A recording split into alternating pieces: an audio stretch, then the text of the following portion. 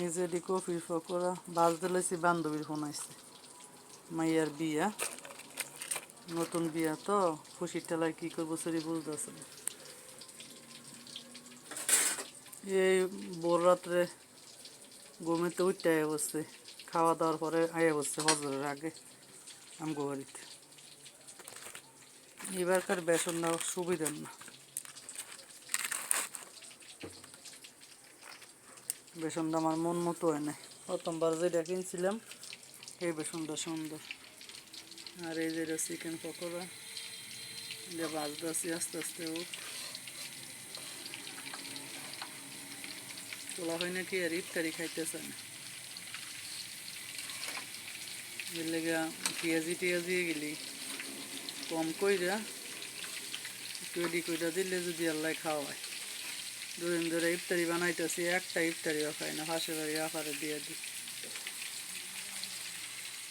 সারাদিন কষ্ট করে যদি সন্তান রোজা থেকে ইফতারি না খায় তো একটু ভালো লাগে।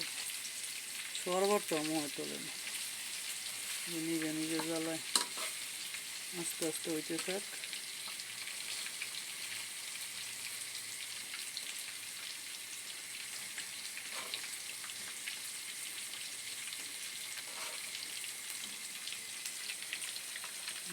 মশ মশা করে বাজলে সস দিয়ে খাইবে। আর এই আলু চপ, কালকে আলু চপ বাঁচি, একটা আলু চপও খায় না। আজকে যদি আল্লাহ খাওয়ায়। চিকেন এক দিয়েছি, আর এই যে এগুলি মাখায় রাখছি, এগুলি আবার দিমু।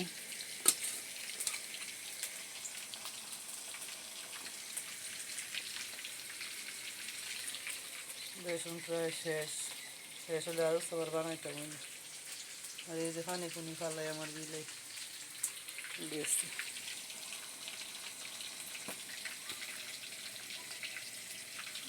পরে আবার সিহারি রান্না, সিহারিও খাইতেছে না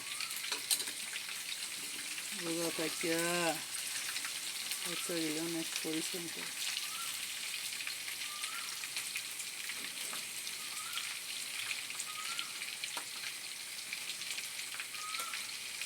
ময়নারে কোনারে খাওয়াইয়া গড় আটকে রাখছি। দুষ্ট মানে হ্যাঁ করতে না, দুষ্টর মধ্যে সেরা। বাচ্চা গেলিও অনেক দুষ্ট। সবাই প্লিজ আমার ভিডিওগুলি বেশি বেশি করে শেয়ার করবে। আমার বিড়ালের নামে চ্যানেল খোলা, আমি আমার বিলাই দিয়ে ভিডিও করি। ওই মাঝে মধ্যে ফাঁকে ফাঁকে একটু ইফতার মিফতার একটা ভিডিওর মধ্যে তো সারাক্ষণ বিলাই দেওয়া চলে না।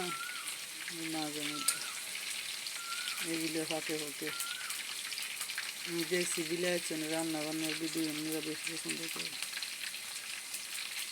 যে রান্না করতে করতে এটা কালো হয়ে গেছে। আর আমি গরিব, আমার খারাপ মন্তব্য করবেন না। আমার 1 বছর আগের ভিডিওগুলি দেখে করতে না জানলে আমার কই আনছে তখনকার পরিবেশটা দেখে। আমি জানি আমার ভাই বোনেরা আমার খারাপ মন্তব্য করে না, তবে আমার দুই সমস্যাটাও জানি। আস্তে আস্তে হোক, হওয়ার পরে লুকতে খাইলে বানান যায়, না খাইলে বানান যায় না।